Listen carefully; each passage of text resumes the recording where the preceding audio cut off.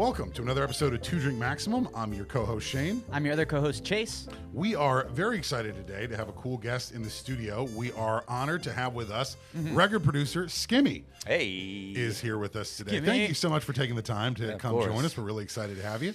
It's been a long time coming, but yeah, I'm excited to be here, man. Yeah, We worked put the out. We work made it in to happen, get it- yeah, definitely. And we're only fucking 15 feet away, but you know, in our You in our do apartments- live in the same building It's as true, Shane. yeah, here. it's true. I live with celebrities in my building, so that's Yeah. pretty neat. That's the good thing about LA, right? You're just like you never know. Like Elton John's fucking 3 doors down. Yeah. And shit.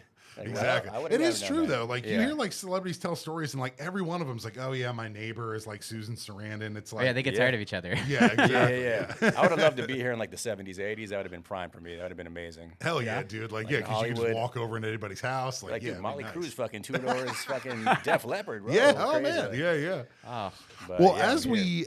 we usually start the show, what are we drinking this evening? We are drinking Del Maguey Vida. It's mezcal. So, Nice. Yeah. I don't know. I'm pretty sure I butchered the shit out of that name. I like but Del Maguey. Del Maguey. Yeah, sounds about close enough, right? But yeah, mezcal. It's I've had like a love-hate relationship with it, but I think I originally started when my first sip I remember I was like 25 or 6. And yeah, I thought it was pure gasoline for sure. I was like, Basically this is I could tell why you sniffed it. You're like, this is not happening. But yeah, it was disgusting. And then I think after I hit 30, my taste buds were just like, you know what, you should dip into this a little bit more. Yeah.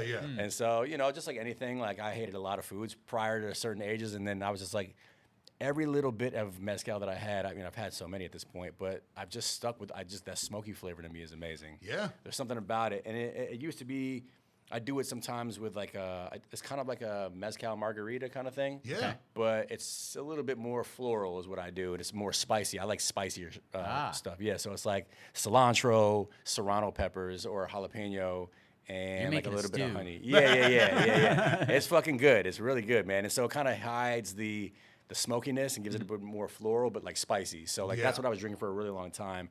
And then sugar started really fucking with me. So I was like, I don't want to feel like shit after I drink. Yeah. So let me just go straight mezcal on the rocks, you know, like a true gentleman. Nice. Yeah. Well, dude, you're ahead of the curve because, like, you know, whiskey had a big boom like about 10 years ago, 8 years ago, where like everybody was getting into whiskeys. And not to say that whiskey isn't popular anymore, Totally. but it does seem like the next spirit that people are discovering and is becoming artisanal is mezcals, right? So Definitely. you're ahead of the curve there, where it's like a lot of people are making mezcals. They're getting easier to find in bars and stuff. So I'm excited, man. Let's give it a try. for sure. I'm relatively excited. I'm gonna try this. Your glass is shaking, Chase. You're a little You're like, nervous. this is really good, dude. For the sake All of right, the cheers. show, Yeah. Nah, cheers. I appreciate it, man. I This is have really to good. try. Yeah. Do just a little baby sip, man. All right. Oh, that's good. Oh. I like that. Oh, that's See, good. It's a throw flavor. everywhere. It's flavors. Yeah. I mean, as a Scotch drinker, I like, you know, the smokiness of the of a mezcal like that, but it's definitely a sipper. Like, Well, we you're not talked about gonna it the other day, right? Yeah. That Scotch that I showed you, Big Yes. Pete. So that has a lot of smokiness into it. Which one? It's called Big Pete. Okay. Yeah. we're It's getting like a double advertisement today. Yeah. Sorry, Big Pete. What are you drinking? What do you like? What's your? Do you drink at all, or like, what's your I thing? usually go with whiskey. If I'm Oh, actually okay, so drinking. there you go. Really, it is like I'm a So baby. triple advertisement. I all go right. with I go with Crown Royal. Okay. There you go. all right. Just because I can sip it like water. He's a man of the True people. thug, the yeah, Canadian people, yeah. but supporting still the people. Canadian cause. Yeah, all right, that's cool. Is there a specific Crown Royal that you like? Is there like just a base standard right out the So fucking? I think it's Crown Royal Gold. Okay. Oh, It's like spicy. the that's nice cool. one if I'm gonna buy anything. Yeah, It's achievable almost every liquor store on the planet, so that's usually true. the one I go for. Yeah. And It's then I mix almost it up always with like beers and all kinds of stuff. So Oh, okay. Nice. equal Nice. opportunity drinker, I guess. I Yeah. don't know if Yeah. that's good or bad. It works for me, man. Yeah, and then my Diet Coke, which is like my sippy cup ever since I was a baby. Like that thing to me is like this is I could drink this in my sleep. I would love it like at all points of my day. I want like the hat with the beer cans. You but want the just- can I hat want with Diet I Coke? want Diet Cokes. Yeah. I could be there with you. I'm probably gonna add some Diet Coke to my mezcal. Yeah, in a little bit. absolutely.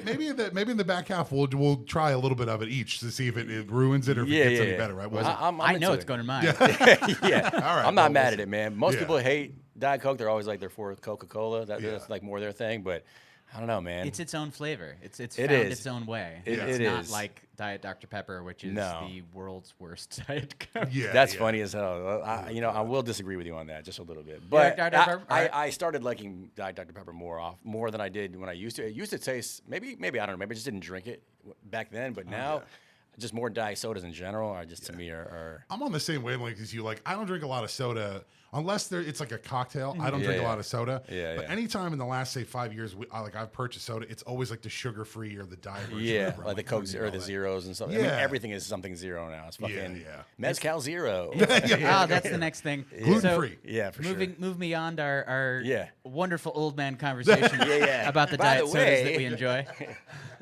Skimmy, I wanted to ask, how long have you been working in the music industry, and what is your background with it? How did you become a producer? Man, well, I've been in, let's see, what is it, 2025? I started, my first actual real placement was in 2005. Okay. And so, obviously, by placement is something that is done on an artist that they've purchased from me, and so that has been released for the masses to listen to. So, way before streaming, we're talking about pretty much MySpace days, right? So, that was just me hustling in Orlando, Florida, because I went from Connecticut and then graduated high school early and then went to live with my brother. This story is going to connect at some point, somewhere along the lines. So I went from Connecticut to Orlando. My brother had already been living. We had been doing music prior. We had been in a band, death metal band for years, since we were kids. Didn't strike me as a death metal human. I am a death metal human, yes. I'm a real, well, hold on. Oh, sorry, I missed the shirt. I'm going to put Death right here, which is one of my favorite death metal bands, actually. I completely overlooked the death metal shirt. Sorry. Hold on, let me just get the tattoos. And the tattoos, it all makes sense now. There you go. So, statement retracted. Yeah, exactly. Don't judge a book by its cover. I apologize. So it was 2004 or 5, but that was like my first real taste of what it is to be like a producer in the music industry. But prior to that, I had just been busting my ass trying to figure out how to make it in the industry. Like, what does it look like, to be a producer? What does a producer even do? But yeah, I mean, I went from like playing on like a Roland keyboard that my brother had given me from his studio. That was just like my brother has a studio. He's had a studio for years. He was a producer. He's a mixer. Okay. In Florida? In Florida, yeah. So like we went from being in a band to him being like a pretty prominent death metal producer or a metal producer in general or mixer producer. Okay. So he works with a lot of bands in general right now, even to this day. But at the time, I was just like, I don't know what to do here in Florida now. I'm just like, I'm in front of new people. I don't know what's going on. I'm 18, just freshly 18. My parents are in Connecticut. I'm living with my brother. And I think I just grabbed a keyboard and just started fucking around in 2000, 2001. And so I just kind of did everything possible to try to figure out how to, I guess, you go through stages, right, of like of music, right? Yeah, so you're like, I went through like my techno stages, I went through my rap stages, I had my complete death metal stages, and went through my rock and alt stages from Nirvana and Motley Crue and Death and Megadeth and Metallica, and then I go from like to Morbid Angel and like all these other groups that are in that space, Sepultura, and then I go to fucking Busta Rhymes and fucking Eminem and all these people. Like I'm all over the place.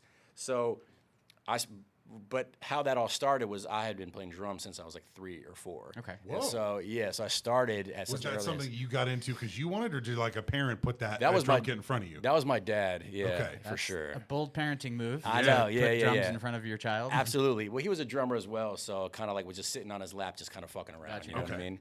So that was more of that thing. My brother was a guitarist. And so music was just in the family. My Nice. mom would play guitar from here and there. My dad would do the drumming and like just kind of shitting around, nothing like real fancy. But so from that point on, like I really just tried to figure out how to move in the community of Orlando without really, the internet was still being built. You know what I mean? We're just like in 2000, we didn't have much shit going on. I mean, it wasn't a lot happening. So we're, I'm out there like trying to get into the community of like how to figure out where are these people that do music? Like how do I, I'm 18, so I'm not really driving to a bunch of places and then doing my communal thing that I should have. But like, yeah, I wound up connecting with just local rappers in Florida. I don't even remember how I connected with them, to be honest with you, at the time. But yeah, that's kind of like what built me from just making beats to becoming a producer, even though I'm still like in my bedroom making music. Like, well, fuck, what's the next step of getting my music heard to bigger people? And so in between all that, I get connected. I pay $150 to get connected to like an A&R in like 2003, 2004. And it's basically like this A&R from Atlantic at the time, and you basically submit a song, they review your music, and either it's shit or it's not. Yeah. And what's an A&R for the folks at home? Artist and repertoire, basically. Okay. Yeah. So it's somebody. It's repertoire. You don't get the word. Yeah, it's somebody that basically just is over like in a label, right? They decide what happens on a project, what projects are worked on, and how a song is actually completed till its final form, and then sent off to whatever. Like, they make sure that the shit sounds great, the song is good, the track is good, the artist is doing the right proper shit. Yeah. So I caught his attention by what I sent in, and then we just stayed in touch. And he was like, after the phone call, he's like, we got to stay on. Like, what are you doing? Where are you from? What's going on here? Like, I had no idea. It was just me making music in my room.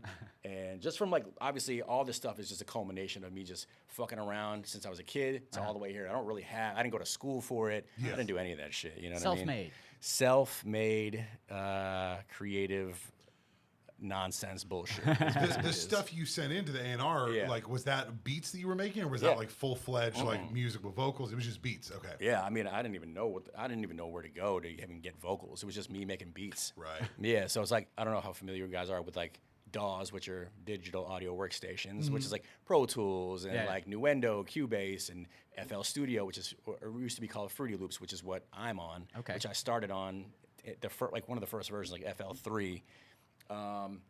But yeah, that's what I started on. Well, I started on, like I said, the keyboard. Then it moved over to the computer, and I was like, "Oh shit, we can do this actually digitally here." So I wound up finding like how to hook up MIDI to my computer, and like I was like, "This is crazy! I can start doing this." Because before, like, I couldn't see. Like, I'm a very visual creator. I need to see what's happening in front of me, like playing on a keyboard or like an MPC, like what people do.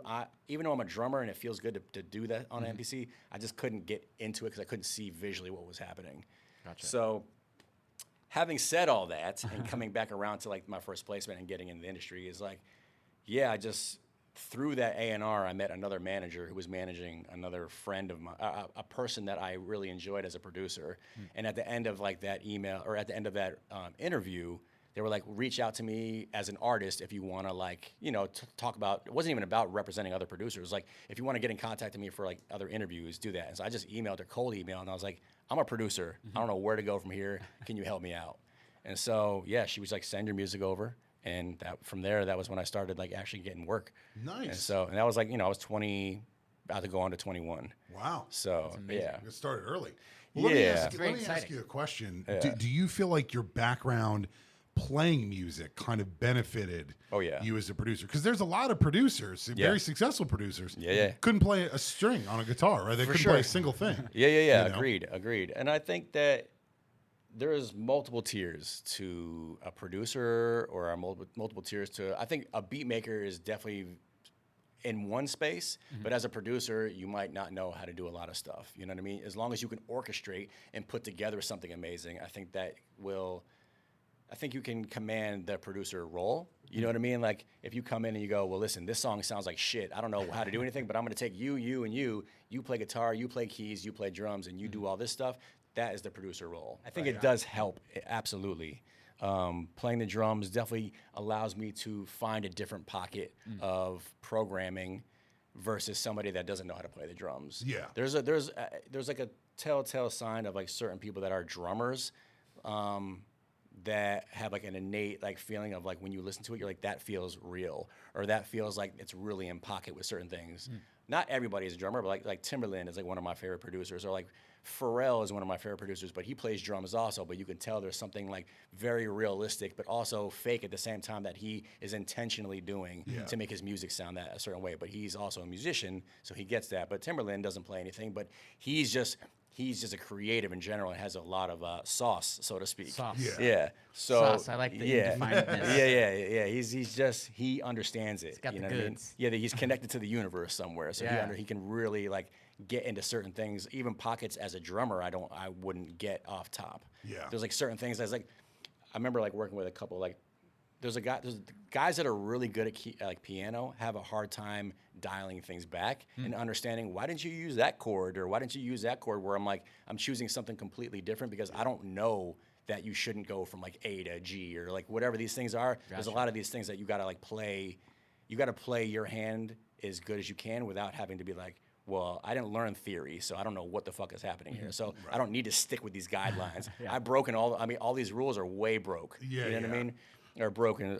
So yeah, it's interesting. The drums definitely helped, and I think to me now that I'm like looking back, I wish I learned how to play the keys, just for certain things. Because in sessions, when you go in with the writers and artists and stuff, they love to like start from scratch. Yeah. So it's like it's good to know how to play certain things so you can kind of move where the songwriter maybe takes it, or where like they're singing it and you're like, oh shit, like if you're stuck, then you got to figure out how to get to that point, or like how to help the song move forward, basically. Yeah. And this may be an opportune time. You sort of touched on it a little bit, but in entertainment, at least in film, the term producer gets thrown around a lot. Yeah, of course. It's often very hard to figure out what exactly a producer does on some film sets. For sure. Yeah. I was curious if you could help define what the role of a producer is in music.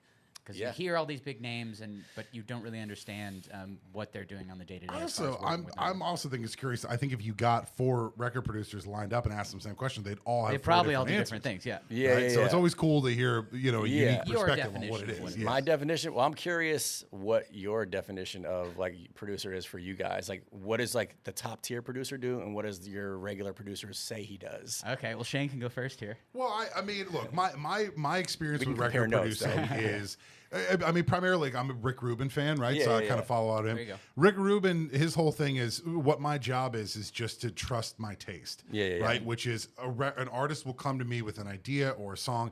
It might be fully formed, it might not be fully formed, but it's my job to kind of hear what they're trying to do, and then kind of use my knowledge and my taste to kind of take it and make it a fully fledged song. Right? Taste is everything, honestly. Like without taste, it's really hard to teach that in general. So like. You need to embody that, and you need to be around people that understand what taste is and trust that vision, right? And so just like Rick Rubin or like a Timberland or Pharrell or any of these, Dr. Dre, any of these guys, these are the guys that come in and go, I'm the guy. You know what I mean? You have to listen to me because here's my history, and do I even need to lay it out for you? You know what I mean? Trust my ear, trust my taste. And so they are guiding and they are commanding the room. You know what I mean? They are making sure that the song starts with just whatever the song starts with. It comes from wherever. Yeah. And then you go, all right, cool. Now let's take it from here to here. And then I figure out how we get this part the best, and then to the final, literally till it's mastered and it comes out. Yeah. There's some people that are like, maybe like once the song is done, I let my team handle it. But they kind of see it through like in pieces. You know what I mean? Yeah. Because, at the end of the day, even if Dre or probably Dre is probably like a little reach because he's so prominent in certain spaces. Sure. But like, some of these guys in general that aren't as big and prominent, like, maybe like somebody like a DJ Mustard or somebody in that space, at the end of it, he still has to wait for the label to do shit. You know what I mean? Gotcha. He's not the label. He's not like when the song comes out, what happens next? You could probably go in and he probably is like, yo, what the fuck are you doing with my record? I need you to make this thing huge. Yeah. And there's certain things where it works and there's certain things that it doesn't, And so I think as long as you can make the best record you can, then that's all that's your thing right there. Okay. You know what I mean? That's your golden egg right there. It's interesting that you asked what we think a record producer does. And the reason I say that is because the way you asked it almost makes me wonder if you ask your clients that, because by them giving you an answer, it's almost like them telling you what they're looking for. Yeah, you know what I mean? For sure. Have you ever done that? Not really. He's like, I'm gonna start doing that now. Yeah, I would honestly. Well, I'm curious if that's. I know for sure, like in the film industry, it's not completely that, but it is similar to that, right? Yeah. So, I guess every artist has their own kind of thing. When you get into a room with an artist, usually that artist is in the room with you for a reason. It's very rare that you go in there and they're like, well, why? Who are you? Sometimes, and sometimes they are, but like if you're in the room, let's say my first placement is with Mary J. Blige, right? And so like I wasn't in the room with Mary at the time, and I'm in Orlando in my bedroom still, but I get a call like, yo, your record is coming out. It's got Mary J. Blige on it. She loves the record so much. She's crying. She's one of her favorite records. Yada yada yada. I'm at 21. Like, dude, this is crazy. Yeah. I get paid. Like, she's like, you're gonna get $10,000 for this. Wow. You know what I mean? Blah blah blah blah. And I was like, which at 21 is at 21. I'm like, this is fucking amazing. What the hell? And at the time, as a brand new producer, at that time, it wasn't like a lot for that time, but for me as a brand new producer, it was a lot. Yeah. Like typically, like some of the more well-known guys are getting like, you know, 30 to 40 to 50, even as high as like $100,000, $200,000 for songs. But like a brand new producer coming in was like crazy. So my manager at the time had a good amount of clout, and she had been in the business for such a long time, probably warranted that, you know, that fee. So, but yeah, I mean, had I been in the room with her, it might have been a different thing. I mean, I would be able to, I'd see her emotion. I'd figure out, I probably wouldn't know what to do in the room. I would have probably just sat back and watched the people that wrote the record go, this is how you do it. And that's how I probably would have, I would have started learning from that day. Yeah. But I didn't really start learning how to do certain stuff in the room with people until probably, I don't know, 5 or 6 years later. Because most of my placements all came from just me sending out songs and going, well, is anybody like this shit? Like, what am I? Because most of the time you send out something you don't hear back ever. You know what I mean? It's like submitting like an audition tape, basically. Well, without revealing tricks of the trade, what are some ways that you help work with artists to get them to that right place? Yeah. To get them into the sauce. Yeah, the sauce. Yeah, it's a good one. There's so many ways. I think first is understanding what the goal is for the record, like for you know, what is best for them as the artist. Everybody, there's a couple of different dynamics. One is like, this is a business, so you have to kind of treat it as a business and understand that maybe don't go full 100% your shit where like it has to be everything me, and put it on them, where it's got to be like a 50-50 kind of thing where like let them give you some of their stuff that they want to do and figure out how to make it them as well, and with the knowledge that I have. Right? Because otherwise it's like you're fighting against the current, you know? And so what I've learned over the years is like, I know even for myself in certain rooms that I've been in where like I've maybe screwed up certain things because I've pushed too hard on myself, being like, it has to be this way, it's got to be like this, whereas like I didn't listen to the artist enough. And so for me, it's important now to listen to the artist, to understand what they're looking for, and then to give them as much of them with the knowledge that I have in the industry. And so like we meet in a middle ground, right? And go, this is probably amazing for you, let's try it this way. But then if that doesn't work, let's try it my way. Right. And then if that doesn't work, let's meet in the middle and try it, you know, give a bit of each other on it. And so, yeah, I think that there's a million ways to kind of do that. But this is kind of what I've learned over the years, and it's helped me in rooms because now the artist will come in and be like, I love what you did on this project. Let's try to do it like that. And so that just comes from just 100,000 times failing and trying new shit and stuff. So what's because that's a whole skill in and of itself, right? Like, if you've got, let's say, like a band comes to you, right, and they want you to produce their record or whatever, and they've got, like, just say a demo tape for a song, and you listen to it, and you know there's something there, but it's not, right, the demo needs work or whatever. What's that process like for you? You don't have to give any secrets away, but I'm saying, what's that process like where it's like, you know, we're on to something, but we got to peel back the layers of this thing and rebuild it from the start, but we got to build it better, right? What's that process like for you with an artist where, you know, you start to redo the song, essentially? How do you operate there? Do you tell them that's what you're doing? Yeah. Okay. I mean, it's just I can only talk from actually doing it. So like I've only done that a couple times. Mainly recently, where there was an artist that was sent to me, that was brought to me by a buddy of mine who was like, I got this artist. He's from Australia. He's got a really cool sound. I mean, he's kind of blowing. He's buzzing in Australia, and he's coming over here for a little bit. Why don't you try to get in with him for a day? I was like, cool, send me his music. What does it sound like? That's the most important part for me, because I don't give a shit if you got a zillion fucking TikTok followers. And if I hate it, I hate it, and I don't even want to touch it. There's like very few instances where I'm like, I could probably bear with it for a little bit, but it's not going to work out well.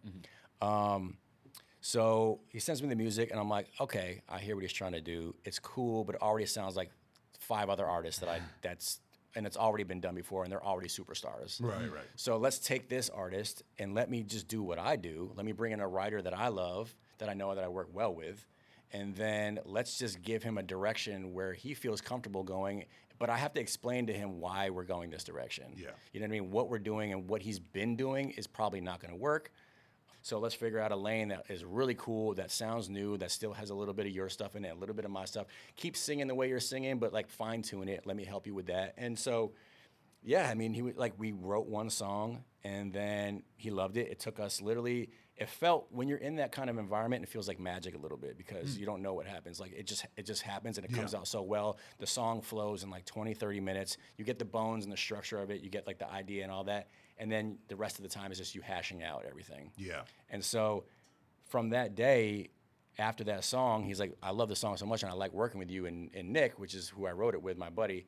I was just like, look, I don't want to work on this project unless I'm executive producing this project. And so I just happened to have a conversation with the A&R and the artist and the manager, and I was like, look, I love the artist, but I would love to take it in this direction.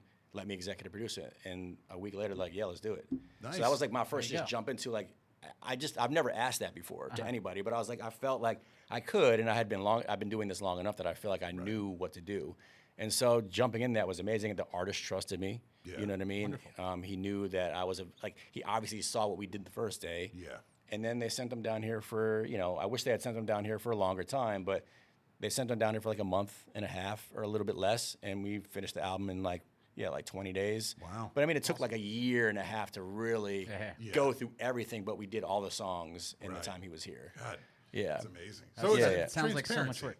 Right? It seems to be... Transparency is important. Yeah. Sounds like. You always want to make sure that when you're in the room, that the transparency is 100% clear. You know what I mean? Right? Because if you go in and like things are a little off, my gut is immediate, like this is weird. This feels weird in here. And I don't want there to be any kind of off-kilter feeling in the room. Like I want to make sure that like you fuck with me when I come in, or like I don't want there to be like somebody in the back feeling any type of weird resentment, or like just something like any bad energy, you can get the fuck out of here. Yeah, that to me is I can feel it immediately. No Yokos? I mean, hopefully not. Hopefully no Yokos. No Yokos is crazy. But like you just don't want to be able to cut the tension with fucking your stickers. But yeah. With that, I mean, you detailed how things can go well. Yeah. What happens when you run into roadblocks and you have an artist that's not really working with you, but you still have to get the project done? Yeah, I mean, I don't know if I run into that. Or does that just never happen to you? No, it doesn't really happen to me a lot. There's been plenty of situations where we'll go in the studio with like another writing session, and the writing session just doesn't go. Like you might be I've been in sessions with writers that have huge hits, but like our session just doesn't go well. Because either maybe I personally took it in the wrong direction, where I didn't know how to create the song that I was looking for. I didn't know how to create the track that I was like, maybe I was in my own head. Like, well, how do I perform for these people that have such monster records? You know what I mean? And so sometimes there's a little bit of pressure there. And then also you think, since these guys are so good at what they do, I'm just going to let them steer the ship. Yeah. Right? And so I let them do more of it versus me being the producer going, that's not right. That's not right. And I gave them a little bit too much leeway, where back to the producer role and stuff, you have to command the room a bit. So like if these guys are writing hits, it's not just them completely writing the hits. It's the producer going, that word you just said is stupid. You got to fix that. That's really that's not good. And they have to respect you enough to be like, sure, let's just change that. And so some writers are amazing at changing things a million different times. Some writers go, who the hell are you to say me to change this shit? Not my words. Yeah. Touch my words. How dare you? So you got to be mindful, but then also you just got to make sure, like, at the end of the day, I want to make a fucking hit. I'm trying to make this shit the best that it can be. Yeah. So is it ever? I mean, I guess the flip side to the other side of the equation is it ever possible? Do you ever sometimes feel like you might be heading in a direction where an artist might be heading in a direction that's too much, where it's like, like that Pink Floyd like wall of sound, where it's like, okay, we don't need the Javanese tam tam on this song. You always need the Javanese tam tam. You know what I mean? Like it's just like at a certain point, it's like, let's strip this down to like guitar and drums, and that's pretty much it. Like Are you saying like, is there a time for that? Are you saying, or is like, well, is it? I guess like currently, do you feel like that there, because in this digital world where you can do anything? Do you feel like the tendency from artists or other people in the industry is to do too much? Is it too easy to get carried away?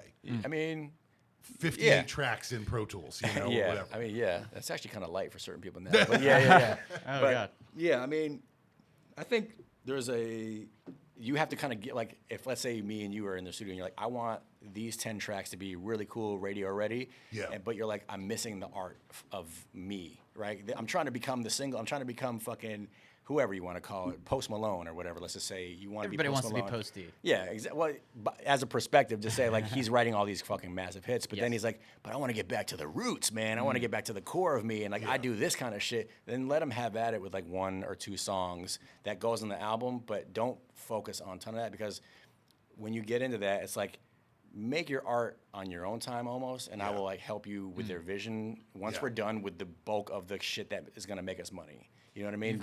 You've got a lot of names on your have worked with list that I would love to like go one by one. And I don't know. I'm not really gonna do that. Yeah, it's crazy. But if you do, I'm actually fucking. Well, we'll definitely talk about a couple of them. Sick. But I'm gonna pick one. 30 Seconds to Mars. Yeah.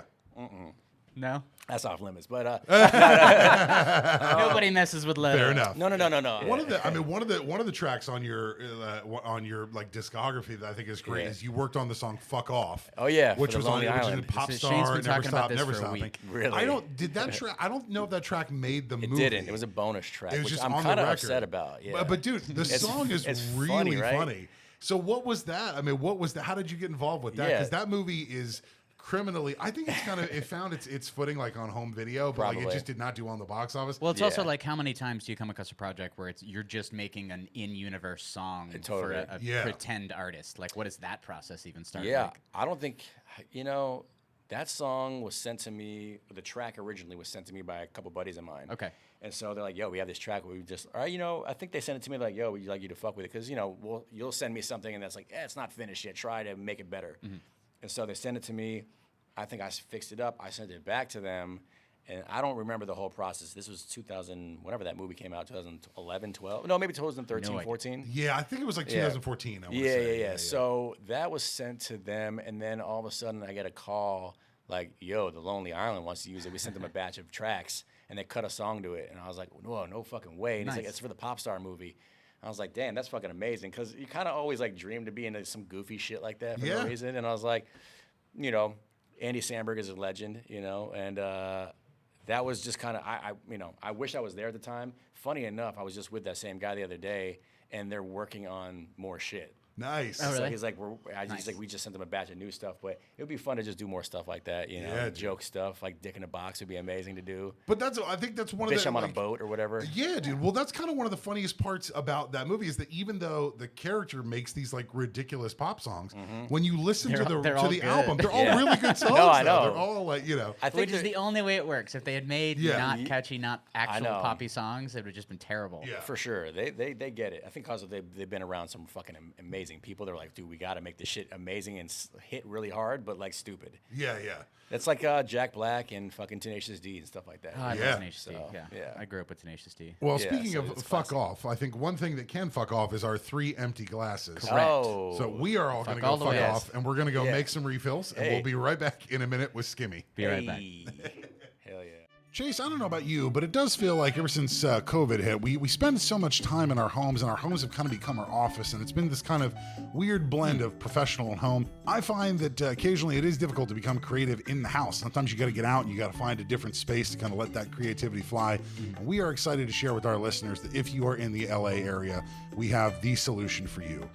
We are proudly sponsored by The Muse Rooms, which is a creative co-working space that is here. They have a Hollywood location and they have a Burbank location, 2 convenient locations for you, that is ready to serve all of your creative space needs. If you want to rent space for a day to work on that screenplay, or if you need to rent a conference room for a big meeting that you have with a team that doesn't meet regularly, the Muse Rooms has got you covered. It's a great space. It's a great owner. It's a great vibe too. It's just a really cool. You'll get points with the youngsters. Oh, yeah. It'd be cool for renting out. It's the hip spot to be, indeed. It definitely is. So give the Muse Rooms a check if you for all of your creative co-working space needs at themuse rooms.com. Welcome back from the break. Thanks for tuning in. We are still here with music producer Skimmy. I just wanted to go through some of your credits and some of these artists that you've worked with because they are all incredible, and we did not have time to go into them at the very beginning. Yeah. Let's do so, it. Starting from my list, I've got Avicii. Yeah. I've got Ludacris. C. Mary J. Blige, as you mentioned. Yep. Lupe Fiasco. Oh, yep. Rita Ora. Wow, yes. 30 Seconds to Mars, who will not discuss. Correct. DJ Khaled. Yes. Tank. Oh, yeah. Young Manny. Yep. What else do we have? Backstreet Boys is on this list. Yes, yeah, classic. Everyone's super excited about Backstreet Boys. Yeah, of course. The Lonely Island, obviously, we've mentioned before. Big Time Rush, which we'll get into here later. My boy.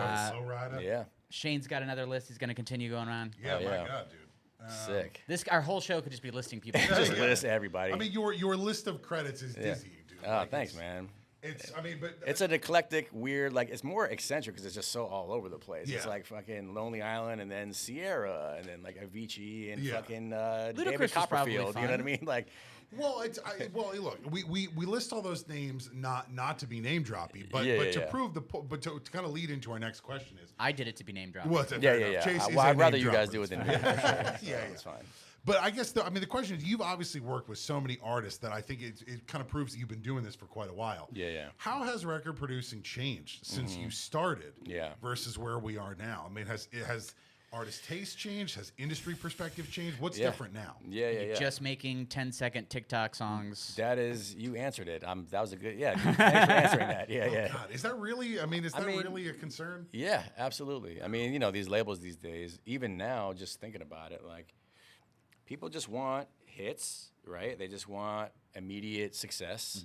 We're at a place, I think, in the culture where, like, nobody really knows what the fuck to do. There's like a few, like, the 1%ers are always going to be huge guys. Sure. They're going to be like the Drakes and the Beyoncés and, now Shabuzi, who's like climbing these charts that are going crazy. And, Post Malone, even all these guys that are gargantuan names, but then there's like all these like little guys under it. They're like, well, how are they going to ever see the light of day? Right. It's like when it's so tough to get up to that spot in the first place. And if you don't have an amazing team behind you, and now all these labels are like having a monopoly all over these companies where they're like, well, we're not going to let you get to this place unless you sign to us, unless you have amazing streams. And like, even if you're independent and you have amazing streams, we're going to find a way to sign you somehow if you want to be in the system. And they just want all, the TikTok culture is definitely, I definitely want to say ruined a lot of it for sure. I think there's some coolness to it at certain aspects of it. But like, now it's, you could be an influencer and be huge for an hour and a half and then you disappear. A lot of these songs that happen are like, damn, that one piece is crazy. Then you hear the rest of the song, it sounds nothing like that one part of that song. You're like, what the fuck? I didn't hear any of this shit. Yeah. Yeah. 6 seconds of the song. Yeah. 6 seconds of trending. Yeah, it's tough, man, because obviously in 2005 when I had my first place, and all these songs like leading up to now, like again, it's me learning my footing in the industry, figuring out how to be a producer and figuring out how to create these songs with these artists. And as I'm getting in these rooms with these people, it's like, well, how do we create just a good masterpiece? How do we create, it's not about how do we create the best 30 seconds, the best 6 seconds, the best 10 seconds, about how does the song resonate with all these people? How does this make you feel? I go back to Mary listening to my song going, she's crying because the song means so much to her. It's like, I don't even know if we are near that anymore. You know what I mean? Like, I don't know if that's like the thing, like with TikTok. You don't even get a chance to cry. I think they just say it got 1 million views. Yeah. Like, this record got 17 billion views, and then like, then it's gone in 2 weeks, and then the next person comes up, and you're like, but labels are looking for that. Like, or their goal is like, I'm gonna sign everybody in this room, and let's see who pops off. Somebody's got to do good. Yeah, somebody's got to do good. We have a bunch of money. We're going to throw shit at the wall and see what sticks. And hopefully one of you guys makes us our money back and becomes the next Post or Lana Del Rey or whatever the case is. Spaghetti at the wall method, it sounds like. Correct. I think is that the Dan Cook method? Yeah. Throw everything, see what sticks. Exactly. That's good. We've lost X Here's dollars. your spaghetti. You're very rude. This person sold 400 T-shirts. Yeah. So you mentioned making a masterpiece. As a producer, what are the different mechanics involved in making a 12-track album as opposed to making a successful single? Yeah. Because there's definitely some sort of... And you mentioned that a lot of it is kind of pushed towards singles. Yeah. I don't even know if... I'm going to try to move the seat, but I don't even think you can even get to the 12-song album until you have, your guaranteed singles. Because, like, there's a lot of these guys that I know these days... Really? That's surprising. Yeah. I mean, I don't think that's, like, the only way to do it, but I think that, like... You try to put together the best album for the most part, but like without singles, you have no album. You know what I mean? So no. I just mean you made it sound like they won't even consider an album unless it's got like 3 bona fide. I mean, listen, the guy that I worked with in Australia, unfortunately, like we did a ton of songs. We did 11 songs, and I think I would say 7 to 8 of those songs to me if they actually utilize them correctly, are hits. You know what I mean? For sure, 3 or 4, 6 or 7 are great, but like the album, it's been, you know, we did that in June of 24, and so, but now they're, you know, now from what I understand is like they're thinking about going back in and doing 15, 20, 30, 40 more songs. Oh, wow. But like, as me contracted as the executive producer of that album, they're like, well, we don't know if we have what we're looking for. So like, while I've gotten paid and I've gotten all my friends paid to come work on an album and spend a ton of time on the album, we don't know if any of those songs are going to see the light of day. They've released 3 that I've produced, but the rest of them are, who knows? I don't know if they're, he's like, you know, the artist has gone off, it's a year and a half later, he's like, well, my taste has changed. This sounds different. I want my thing to go like this. So like, I might not ever hear those songs ever. They might even come out on an album. So like, and so it's more about like, again, those singles, are those the right singles for the artist? And if they're not, you're never going to get that album. Right. You got to put together that album that is literally going to embody those singles, or that single is going to embody your next step into making that album. Yeah. So are there any tried and true methods for making good single, or is it always just based on what the artist can or cannot do? I don't know if it's, no, I mean, no, it's really, well, yes, can the artist perform that song? For sure.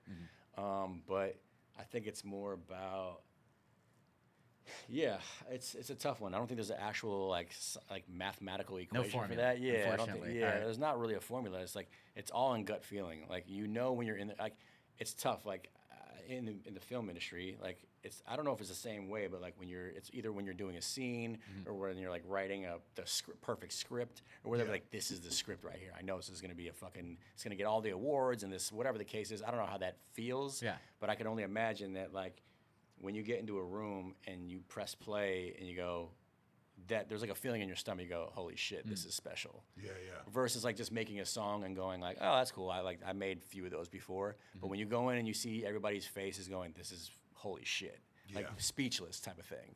That's like a special feeling. You know what I mean? And you know that from that record, as long as the label can make it perform the way it's supposed to, then not necessarily like that's the end all be all, because at the end of the day, it's the fans for sure. Gotcha. And the fans can definitely help out, but these labels are pumping millions of dollars into songs on the radio. Even ones that aren't hits, they're going, we got to make this fucking work somehow. So we're going to put $1 million behind this song, $500,000 behind this song, and like try to make it work. And sometimes it fails, and sometimes it goes. And those are the songs that get drilled into your brain. Yeah, you know. And that's kind of a surprise to me that the labels still have so much control. Oh my God, that they do, because I guess artists talk about it all the time, but you would think in this day and age of streaming, all the different services, like it's a little depressing that it all still circles back to the same few labels. For sure. I think it's more prevalent now than ever, really? Especially with social media. Like, there's all these artists that are like hitting back like, my label's not doing this, my label's not letting me put out these songs that I've been holding on to for years, or like they're not letting me do my work. A lot of these artists are upset at labels, you know what I mean? Because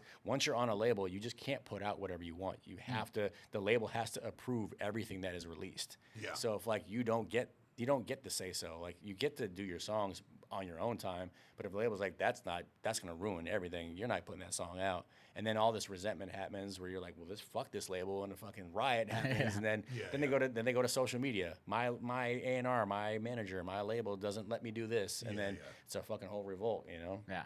So it's the internet has given voice to a lot of good and bad aspects. Yeah, for sure. Good. I think probably more good, because now it's not just the artists or producers or writers that are understanding what the problems is. It's the fans that are going.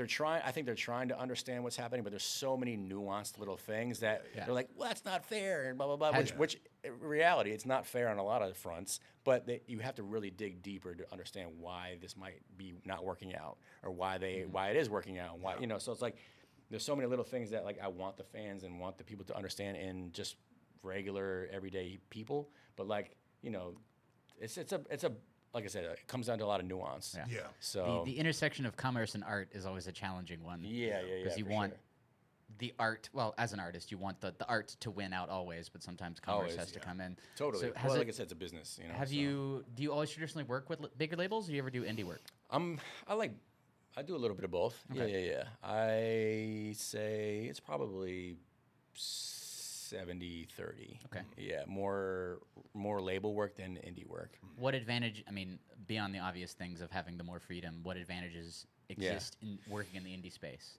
To be honest with you, like right now, like not a ton of difference. Yeah. Because people are now like, because labels have started to pay less, now independent people are starting to pay the same rate as what like people in labels would pay. Yeah. So like if I'm mixing something, I could probably get my regular fee as an independent versus going to a label where they're paying just the same amount of money. Basically, you know what I mean? Yeah. So sometimes they'll pay you a little more, whether it's produced. Like for production, I definitely can't get my regular fee for just a regular person on the street. But I mean, I can do like my independent fee, which is fine, but I know they'll pay tomorrow or in 2 weeks versus a year. You know what I mean? Which I've waited to get paid on a lot of stuff. Yeah. So yeah, it's interesting. Let me, because I want to circle back to something, because I've always wanted to ask somebody in your position. Right? But say you're working with an artist, maybe not like a Post Malone, but if you're working with an artist that you know you're doing an album, like a full album, it's 10 tracks, it's 12 tracks, whatever. Yeah. What is the process of kind of designing the flow of that album? How does that kind of shape up? I mean, is there an art? There's an art to it, but is there kind of a standard to it, or is it like, how does that work? I've always this track is number 7, this track's number 8. I've always wanted to know the science of that. I'm also going to add a follow-up question after your statement. Is like, what is the best design album that you can think of? Oh, geez. But you can sit on that one for a minute. It's the Blue album from Weezer. That's the Weezer. All right, might be. I love that album. Anyway. It's a good album. It's a good question. I mean, it is a good question. I don't know if there is a one singular answer for that. I think it's more based. There's a couple of things for me as a producer. There's something that might feel good from like the first track to the 10th track, where like it literally just flows. Like, you know, you go from. It's all like a feeling at the end of the day, right? So it's not necessarily taste at the end of the day. It's more just like, does it feel good going into the next track? Yeah. And so I don't have a ton of experience putting albums together, but like I think I can only speak to the one that I worked on in its entirety, where I thought there were certain songs, like we went over the track list multiple times, and I was like, you send me your playlist, I'm gonna send you my playlist of what I think should go. And so I don't think we ever really ended up in a 100% place, but it was more just like a feeling thing where like maybe one song has too much energy and it's going into a song that has too little energy, and it's like the difference means like it doesn't fit as like, I don't know, some of that stuff you just can't explain in words. It's more just like it doesn't feel good, right? And so I'm just like, well, let's figure out how to make the flow as good as possible. And some songs, you know, some songs are designed to flow in other songs, so you kind of keep those songs there where it's like maybe the guitar bleeds over into the next track, or maybe the pad or the synth or something like that bleeds over or starts off a certain way. So you kind of like got to leave those songs for 1 through 3. You know what I mean? But you know, like the you know, Pink Floyd, like those songs all go into each other. Yeah, you know what I mean? You're right. I don't think anybody is ever going to make the Dark Side of the Moon again. Probably not. I mean, definitely not that kind of vibe unless they're on a ton of fucking acid, which is fine. You know, you could do like a Yellow Submarine or something like that, you know. But it's interesting, though, to hear you talk about it, because, again, it's I mean, like the Rick Rubin thing, it's your feel, it's your taste, right? It's like that's what sets you apart, is that your taste is just... You're on the money with it, right? Yeah. I mean, you've got the right instinct. Like, this track should go here. You know? Like another buddy of mine, Trinidad James, who's a buddy of mine, who had a huge song called "All Gold Everything," which for anybody who's not familiar, take a listen, you'll know what it is. Feel like I Pop the Molly, I'm sweating. That's what Bruno took the line from. But he at one point was doing this album, and I remember going into his house one day, and he was just playing me, just in general. He didn't ask me to listen to put his album together, but he started playing all these songs, and I was like, "Yo, have you ever thought about sequencing it this way?" Yeah. And he's like, "Actually, no, I haven't." And we like put together my sequence, and he was like, "Damn, this is actually kind of crazy. I would have never thought about it like this. But why did you like?" I don't think I had to really explain about it. Like, I just feel there's like a gut feeling for me why certain songs feel better next to each other than the other. And I don't have a rhyme or reason for it. It just feels good. Other than that, you know. So he took that, and then he wound up doing like his own list. And then he was like, "Well, I like these songs this way, but I took a couple of yours and put them this way." And I don't remember where he ended up with it, but it was just the fact that I went in there and I felt like I probably could put things together, because I do have like this innate thing of like, my bar on a lot of things is very almost unobtainable for some reason. Yeah. And I've just happened to, over the years, being around my family, being around my brother and stuff like that, like there's like this weird, like this imaginary bar that's so high that's like, I'll never reach it, but it's just there. And, you know, it gets lower and lower every year, I think. But the more my back hurts. Yeah, exactly. No, that's pretty sure that's why called my back your late does hurt. 30s. That's what that is. Yeah, for sure. I don't need to do that. Yeah, I'm now sitting on the bar for for back support. I'm leaning on it. Yeah, exactly. Groaning as I hold on to the bar. It's fucking ridiculous. But yeah, so there's But that. that feeling though is what got you in front of all those artists, right? I mean, that's why you have the list of clients and artists that you do. You know? Yeah. So I mean, hopefully when I start putting together more albums, I'll have a more say so in what I feel like. I think it's when I have my own artists is when I go, let's do it like this. Okay. Yeah. So is that something you're moving towards? I've always I wouldn't say dream. I've always kind of had the idea of having a couple of artists and doing that. I just haven't found anybody that was like, I've tried to have a couple artists and they just never worked out because I wanted it more than they did. Gotcha. And that's most of the time. I don't think people realize how hard it is until you get in a room and go, this is how hard you have to work. Yeah. And then you go, oh shit, well clearly you don't want it that hard. Like you don't want it that bad. All right, get the fuck out. You're wasting my time. The equivalent of every person or every other person that I knew that became a film major in college. Yeah. You're like, this is actually a course of study. You're gonna have tests and you're gonna have to write essays and stuff. Like, I just thought it was watching movies. Dude. I don't know about you, dude, but like at least in my film school, like the amount of people who started off wanting to be directors and then ended up wanting 100%. To be producers because they were like, oh my god, like everyone's looking at me going like, was that good enough? And it's like, I don't know about that. Like, can I just get the location locked out? But it's a thing, man. I mean, I would say it's 80 to 90% of people in general just don't know how to handle majority of the things. They want to be told what to do, but they don't know how to do it once you give them that. They don't think it's like this hard objective, but then you're like, you got to do this a million different times. You can't just do it once and it's done. Have you, as a music producer, Yep. noticed the industry shifting away from being focused on a product and being more focused on an idea? Like Taylor Swift is a idea. She's a brand. She's a way to live your life. Well, at she's this point. for sure a brand. She's very powerful and all that stuff. Supernova. Yeah. Supernova. Definitely. But in my opinion, I've noticed a lot of it's become less about the music you put into the world and more about the persona you can present to the world. This may call on social media and stuff. Yeah. But is that something that you work with the artists at all on? Yeah. Hell yeah. Okay. I think more now than ever. I think even with the project I was executive producing. Yeah. Like I helped me and my friend that did the first single, we helped actually direct the first video. Okay. So we jump into all these roles. Like how can we make the rollout better? How can we make the appearance look better? What should you do on socials? Even if you're really good at socials, that's actually beneficial because it actually helps us go, well shit, since you're awesome at this, let's try A, B, and C. Yeah. We like to dive into all those spaces. Sometimes it's good. Sometimes it can backfire because it's sometimes just play your role. You know what I mean? And understand that look, you're the producer. You might have all these amazing ideas, and we are creative. We do a lot of different shit, and we wear a lot of different belts and stuff. So it's I think there's a time and a place. I think that if you can interject something really cool that helps push something forward, then offer that advice. But I'm down to offer as much as possible because at this point, I want my fucking song to do amazing. Mm-hmm. So if I can give you as much information as possible to be try this on socials, try this on the video, try this. I'm going to throw out a shit ton of things and we can go, that doesn't work, or that's not cool, let's refine it. But more now than ever, I'm offering something after the music is done. Nice. You know what I mean? To me, I'm always going to try to direct the video. I'm always going to try to produce whatever it is that you do. I'm going to try to make sure that we utilize as much as we can because at the end of the day, it's going to go to these labels where people don't know what the fuck is going on. So we might as well try to give it our best shot here. Yeah, exactly. You know what I mean? Right? I'm going to call that strategy spreading the sauce. Yeah. Listen, let's spread as much sauce as possible. Yeah, be careful on that sauce. So, I mean, has there been an artist that you've worked with that's been kind of, maybe not your favorite is the wrong way to put it, but has there been a pinch me moment in your career where you're like, oh, I can't believe I'm working with this person, that person? Oh, yeah. Any fun stories about working with people that, I guess this is not really yet. I mean, DJ Khaled, who I met through mutual people, he's just a crazy character in general. I don't know if you've ever seen him on Instagram or anything on socials. Yeah.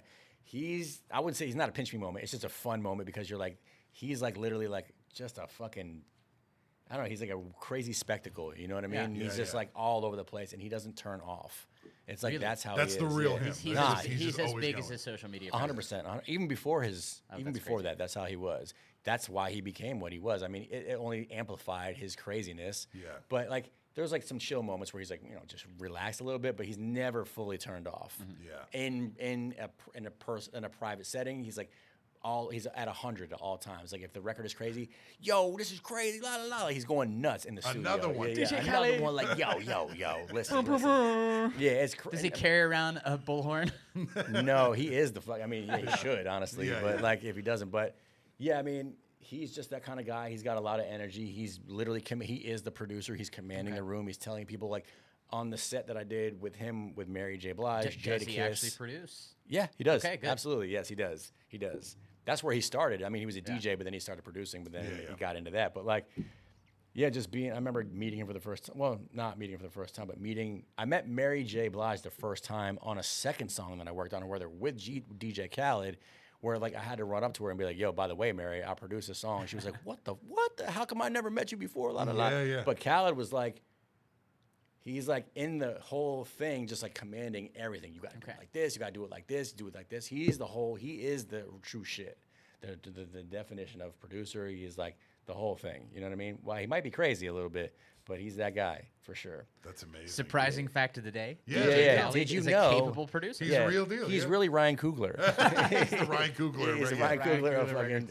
Yeah, for sure. He is that guy. He's like, he understands it. He's been in it long enough, so he knows what to fucking do. Yeah. Well, connecting the dots a little bit, so you guys worked with Big Time Rush. This is really funny. This is really funny. So we went to high school with Logan Henderson, right? So he's of all the you people guys that, did? of all the people that we could meet in the world and all of like Hollywood and Los Angeles. Well, that's like my best friend out of the group.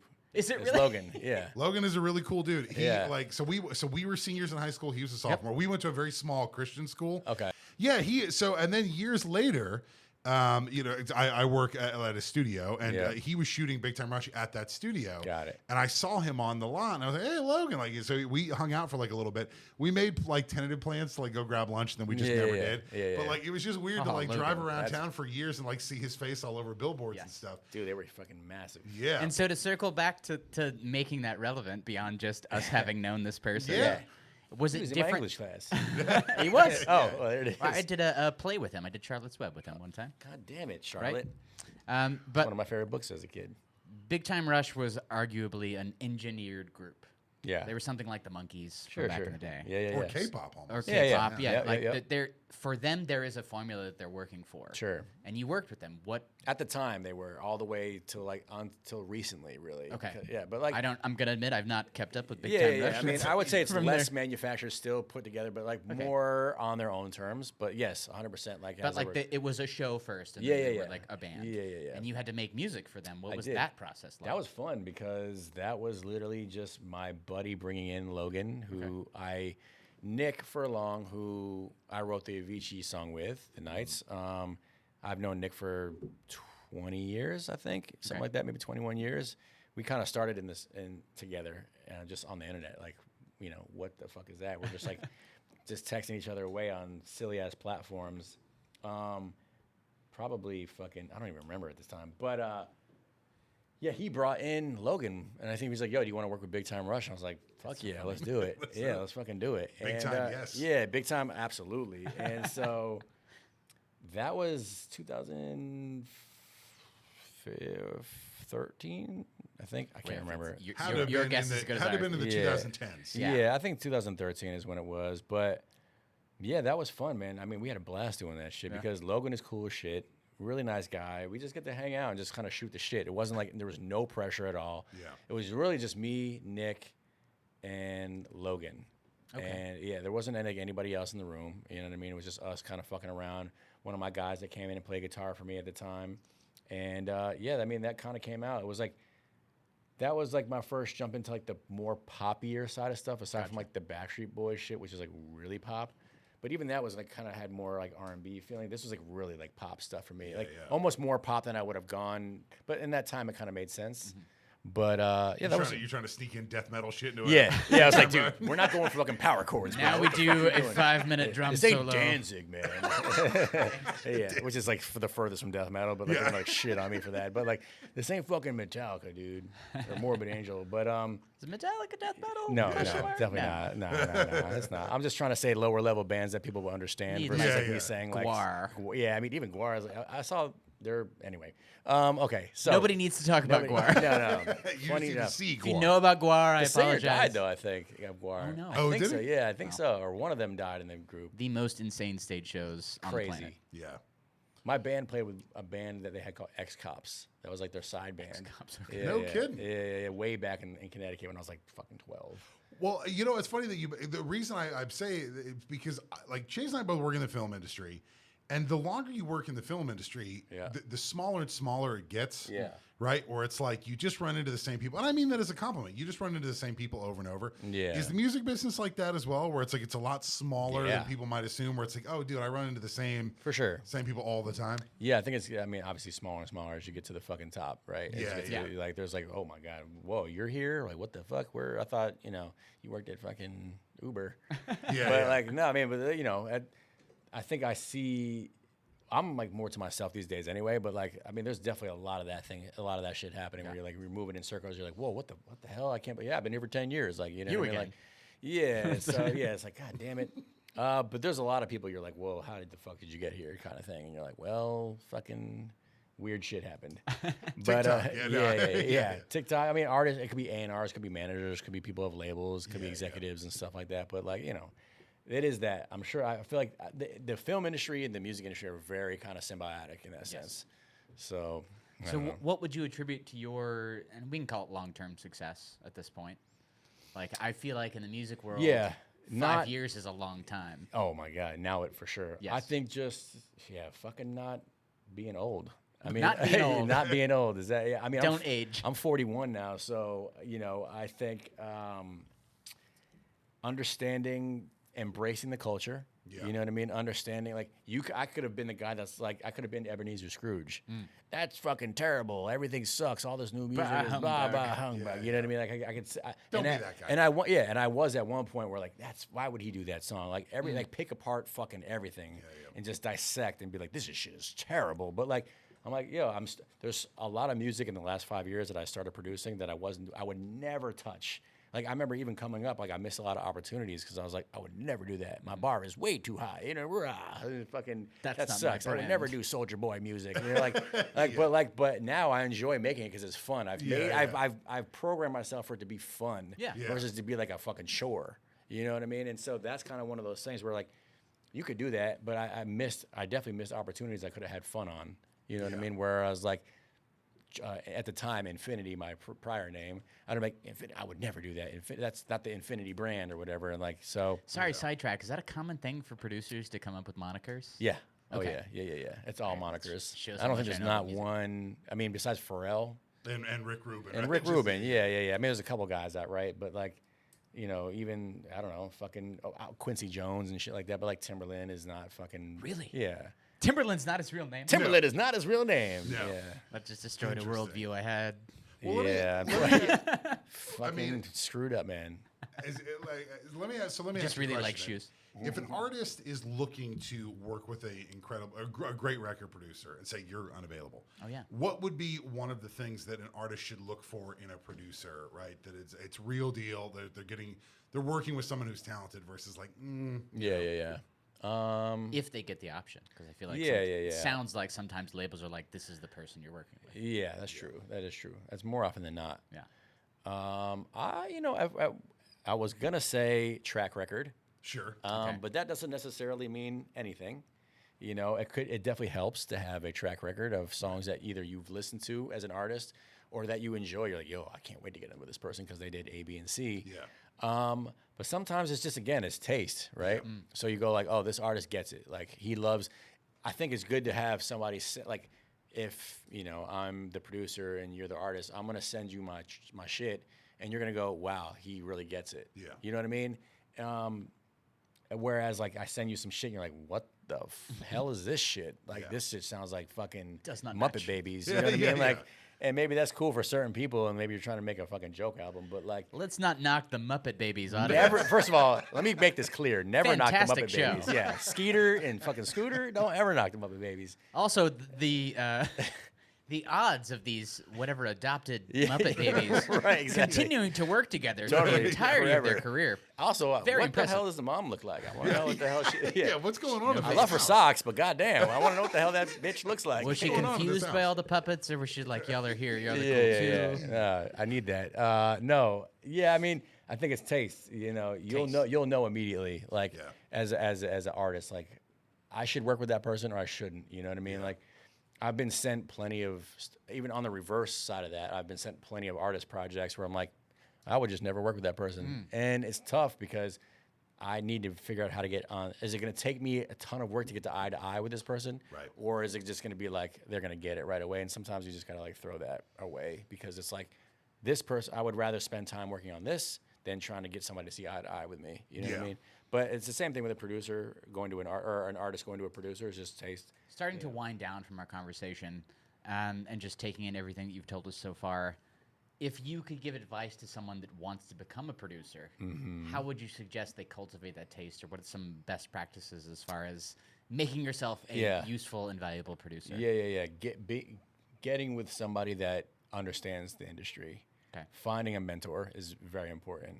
I think that unless you're just so like you're so self-aware of shit that you're just like, yo, you're DJ Khaled.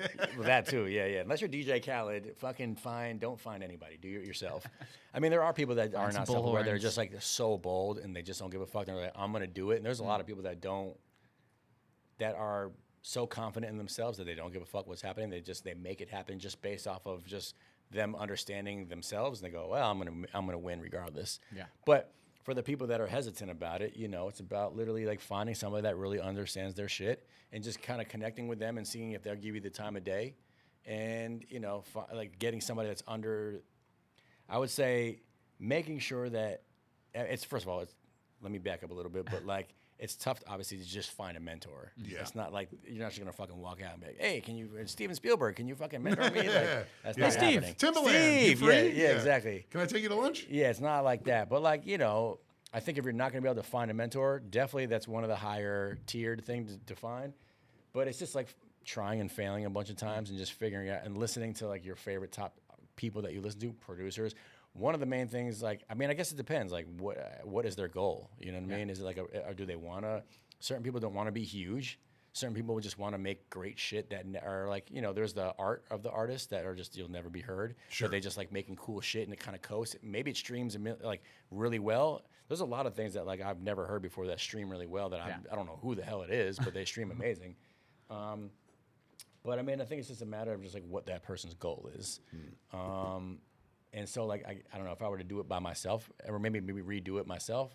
I think I would just have to just learn from my failures, essentially, and just figure out what it was that I wanted to do, and just keep reiterating that, trying new shit, trying to get into a space where I might catch the ear of somebody. Gotcha. I don't know. There's not like plenty of other options. I think if you're just, especially if you're like in some remote fucking town, right? But that also does lead me into the other platform that I am a part of, which does help with that. So. Okay. But there's a company that I work with that is my friend's company called Audio Box, which I kind of referenced a little earlier. Yeah. But so we basically gamified beat battling for producers. Nice. And it's like 1v1 anytime, anywhere. It's literally for a producer to start their journey right now, literally as we speak. Nice. And so that platform is connecting everybody in the world where I can upload my music and it can be heard tomorrow. And I'm going head to head, and I'm having fun in a gamified setting, essentially. Yeah. Nice. So think like esports for producers, basically. Esports for producers. That's incredible, dude. That's, again, in the immediacy, the age of immediacy with the internet, that's really cool that you're able to do something like that. Oh yeah, it's a thing, man. We've been working on it for some time now. It's where my friend actually came from as a beat battle. That's how he started his career. Okay. So he was the top person on the site at the time. He won battles against the guy that created this site. And got notoriety from that, and then started making his connections from that. Oh, cool. Okay. And that's like, and then get signed to T-Pain, and then there's a couple other steps before that, but that's essentially how we got to T-Pain. But this is one of those things where, like, if you're somebody like well, let's just put it this way: there's one person that used to be a part of our platform that was in Mongolia. Okay. He won one of our big tournaments, I think twice, but we would have never heard of him if he wasn't fucking all the way in Mongolia. Like, how would he have access to anybody in America? Offhand, I can't name the Dr. Dre of Mongolia, so... No. You cannot know. I cannot. I think it's fucking Uncle Scrooge, but fucking... The answer is always Genghis Khan. Yeah, exactly. That's my guy. As far as Mongolia is concerned. For sure. But yeah, like, so it's just literally connecting everybody all at once. And they're from all over the world. And so it's one of those things where, like, and we're doing the streams every Thursday. So if I hear something, I'm going to go, holy shit, this guy's fucking amazing. Yeah. I'm going to figure out how to maybe help him out through his career, how to process certain things and like connect with them as much as possible. And then there's the community inside ours where they're just going to consistently talk with people on how to get better. Yeah. So there's like people that are like on the site that maybe have no idea how to like get involved, but they're like, maybe in a month or two, they've already learned how to get better because we're all helping them get better. Yeah. Versus from all the feedback that we're giving them. Yeah. That's so, awesome. yeah, it's just like, the problem is like some of these guys are not the greatest with social media, you know? And so it's like, that's fine, but you'll get better as time goes on and your music will show that. And you'll be like, well, who the fuck is this guy from fucking Delaware in the middle of fucking nowhere, right? Delaware. And Delaware, the best place on earth. No offense to Delaware. But yeah, that's kind of what it is. I mean, like, and the thing about it is we're now starting to do like in-person things. So like in Atlanta in May, we have like an in-person tournament where we're doing like this college school. We're doing high school. Well, I think it's high school versus college at this point. We'll be doing that. But yeah, so it's going to be head-to-head. We'll just be like 1v1. And it's just one of those things where like, think about it like in the gaming community where how big the gaming community got. And so that's kind of like, again, that allows you to reach your mentors, like somebody like me, somebody like the owner of the company, Fire, who is, you know, his accolades are incredible as well. And it's just like, even if it's not us, it's just people in that community go, well, shit, I never heard of you, but let's figure out how to make this shit a thing. Yeah. And then, like, now you're fucking the guy on the main stage in Coachella performing as a producer versus an artist. And you started literally just by battling people on the site. Yeah.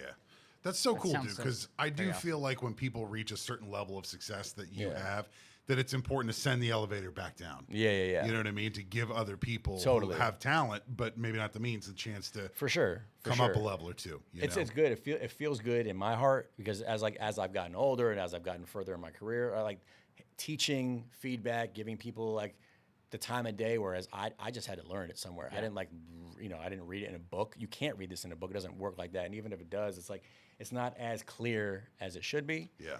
And the blueprint is kind of like it's like a moving goalpost for everybody. Yeah, it's not just the same. It's just, the same for the film industry. It's like Steven to fucking all these other guys. It's like they all started in a very specific. It's very like spontaneity is like a huge thing with all these guys. And like luck essentially is what they call it, right? It's like they're prepared a little bit, and then they found out the opportunity was right there in front of them, and they got an opportunity to do fucking Jaws. You know what I mean? Exactly. Preparedness plus opportunity. Correct. Equals luck. Yeah, that's the old saying, right? Yeah. So, Skimmy, thank you so much for everything you've shared today and all this amazing information we've had from you. Of course, I appreciate you for having me, man.